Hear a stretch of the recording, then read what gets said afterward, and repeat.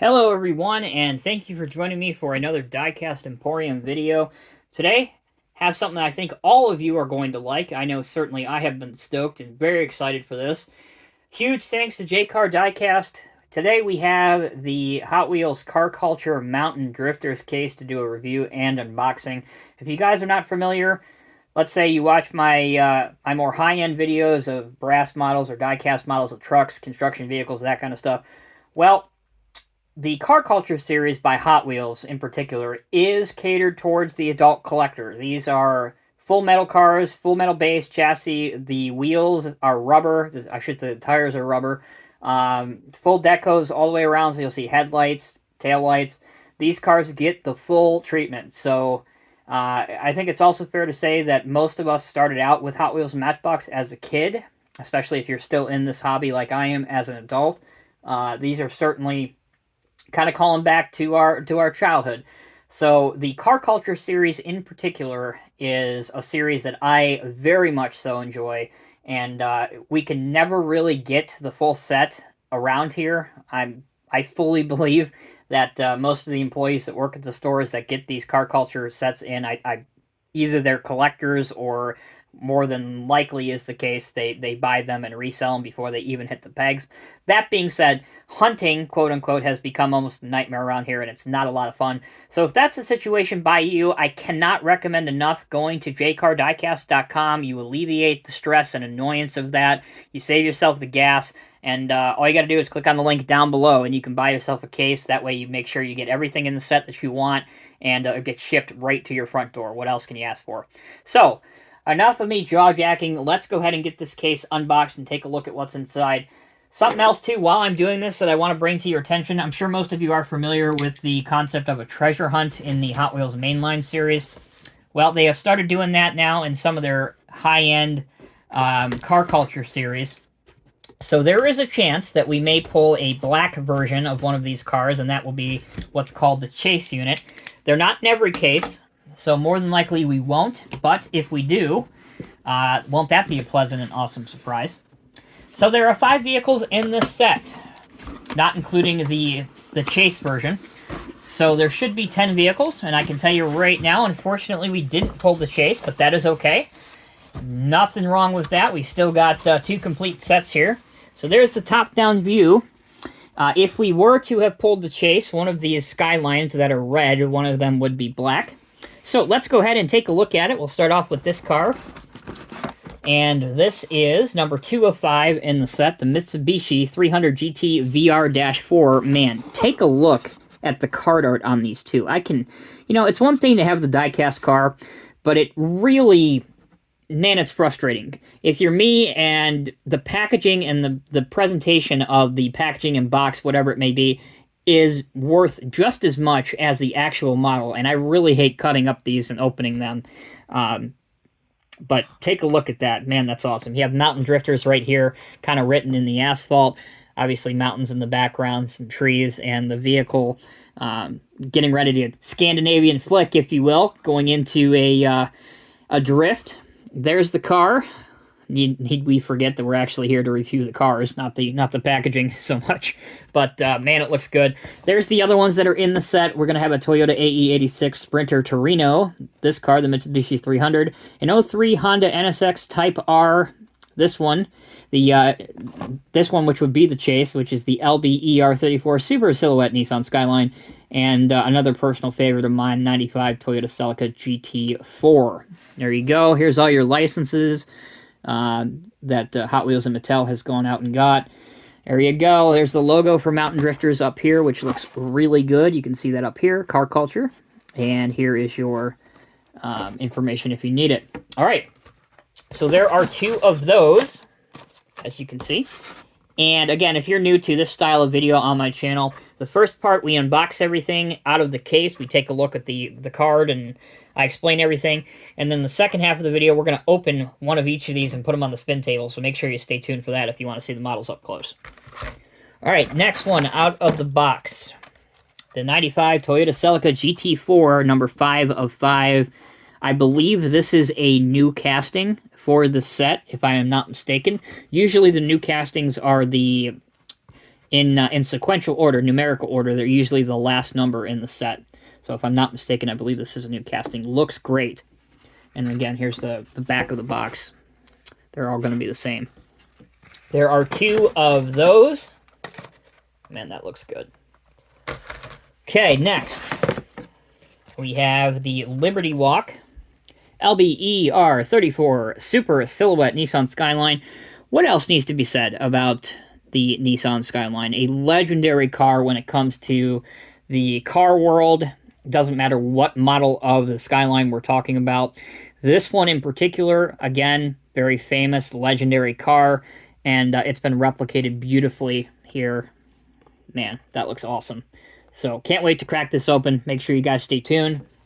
And again, it bears repeating, if you are lucky enough, and one of these, in your case, is black, you have pulled the Super Chase, or the Chase. There you go. Alright, there's not a bad car in this set. I'll admit, normally car culture sets, there's usually 1 or 2 that I'm like, eh. This set, there's not a bad one in the bunch. Alright, number 3 of 5, 2003 Honda NSX Type R. Again, if you're into the tuner culture, or even more specifically the drifting culture, this set is absolutely calling your name. Don't sleep on it. Make sure you pick one up before they're hard to get. There's what the card looks like. And here is the other one. And last out of the box, we have 2 of the Toyota AE86 Sprinter Torino. This was also available in the, what was it, the other drifting set that Hot Wheels did recently. And it had more of a Toyota racing deco, like a classic Toyota racing deco, which I like a lot better than this one, but this one still looks really good. So there's that one. And the other one out of the box. Alright, we're going to pause momentarily. When we come back, we'll have the spin table out, and we'll take a closer look at each and every one of these. Alright, everyone, thank you for sticking with me. We're just going to go in numerical order. I think that's the fairest way to do this. I was going to go in the order of being a little biased here and what I thought was the best, or what my least favorite of the 5 was, to my most favorite at the end, but I love all these cars. So, let's just get going here. We'll take a look at the Toyota AE86 Sprinter Torino first, number 1 of 5 in the set. What a ideal car for mountain drifters. If you're not familiar with Initial D, which was a kind of a cartoon several decades ago about drifting, specifically in Japan, then this car was in there. It's very famous alone just from that cartoon. But this one also kind of pays homage to the Japanese kind of, what's the word I'm looking for here that I can't even think of at the moment? The Japanese cartoon scene as well, that I don't know, for whatever reason, is completely escaping me right now. You guys are blowing up the comment section of the video. But anyway, anime. There we go. I knew I'd think of it eventually. Can you tell I'm not a fan of anime? Never have been.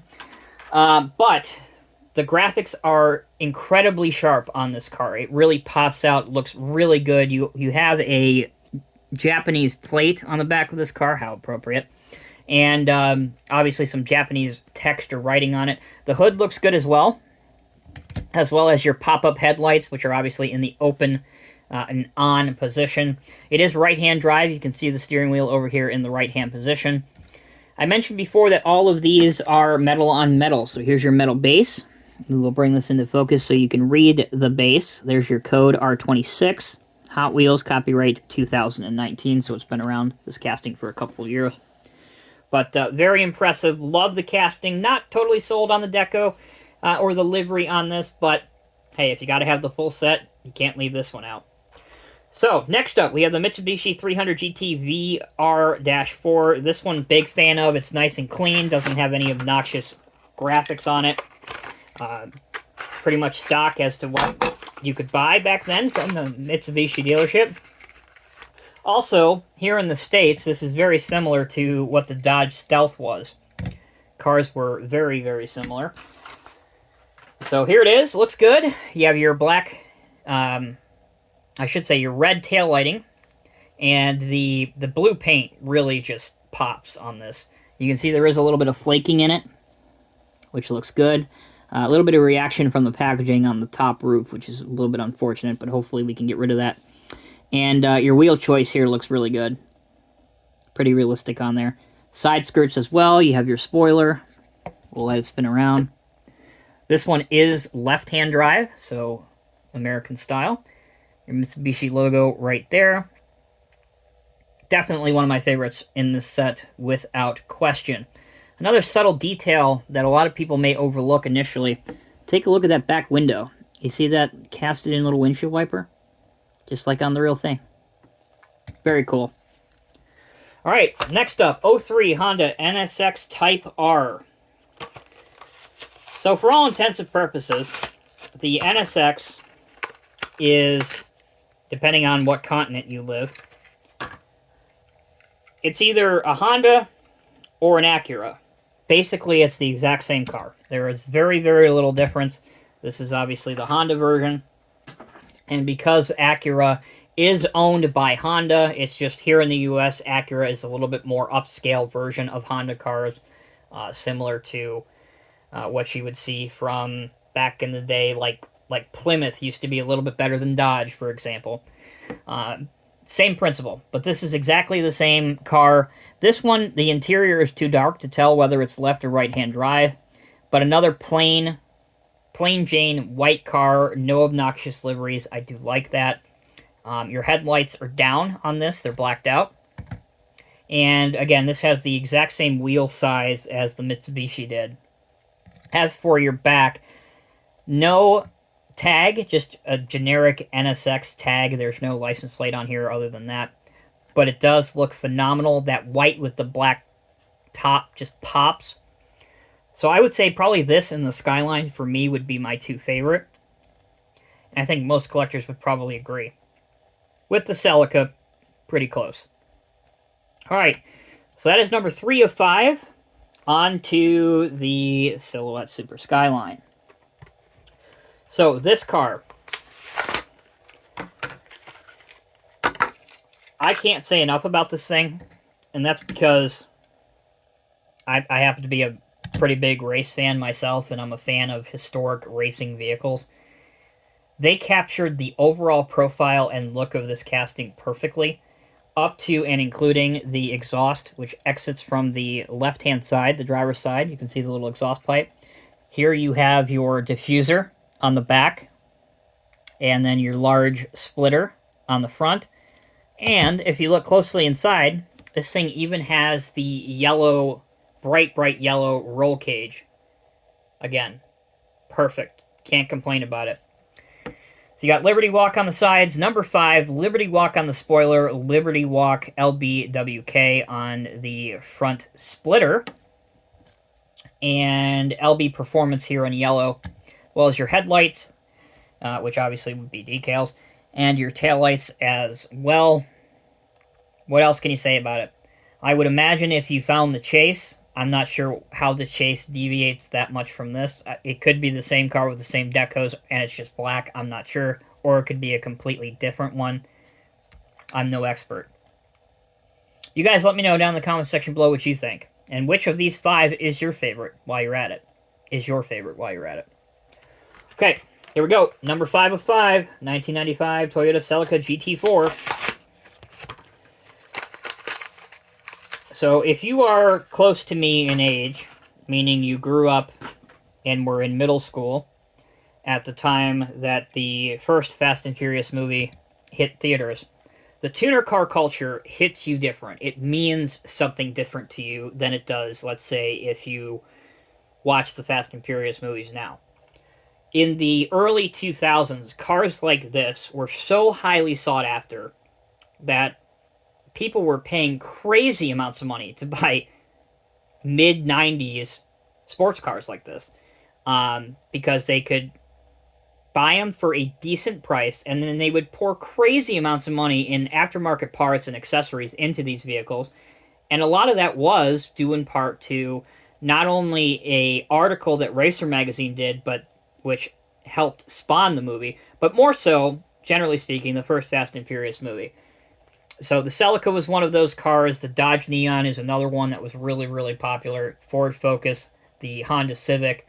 So the cars back in those days, that's what you wanted to have. And so having a replica of this generation of Celica is perfect. I think a lot of people that are near my age, late 20s, early 30s, again, as I said before, this generation of Celica hits different. A lot of people today just look at this and go, it's not that great. But to us, it was. It really was. So Hot Wheels did a great job on this. You do have your air inlet roof scoop on it, hood inlet as well, black grille, silver painted lights, and as well as some little red decals on the side. Here's your tail lights and turn signal lights as well. And GT4 is written out on the license plate cover. Here's your exhaust. Here's your base. And the chrome wheels that they used wrapped in that black rubber, again, look phenomenal. You have the same rear style windshield with the windshield wiper here and then the large spoiler on the back. And this is also left-hand drive. So that will bring my review and overview of the Hot Wheels Mountain Drifters Premium Car Culture Set video to a close. I hope you guys have enjoyed it. Let me know what you think. There are, let's be honest, there are tons of videos on YouTube that cover these sets, and there are plenty of other YouTubers that are way more knowledgeable about Hot Wheels than I am. I have rudimentary knowledge, but I care more about the real vehicles and how I can bring that knowledge into some of these videos in my past experience. So I hope you guys enjoy that. Let me know if you are looking to pick any of these up for your collection, or if even car culture is something that you want to start collecting. Again, because there might be that 30% of my viewers that watch these type of videos, but 30% is enough. That's still a good number. So again, thank you all so much for watching. Thanks to J-Car Diecast. If you want to buy this set or this case, you can do either or. You can buy a set of 5 or a case of 10. Click on the link down below. Until next time, take care, be well. I'll see you in the next review.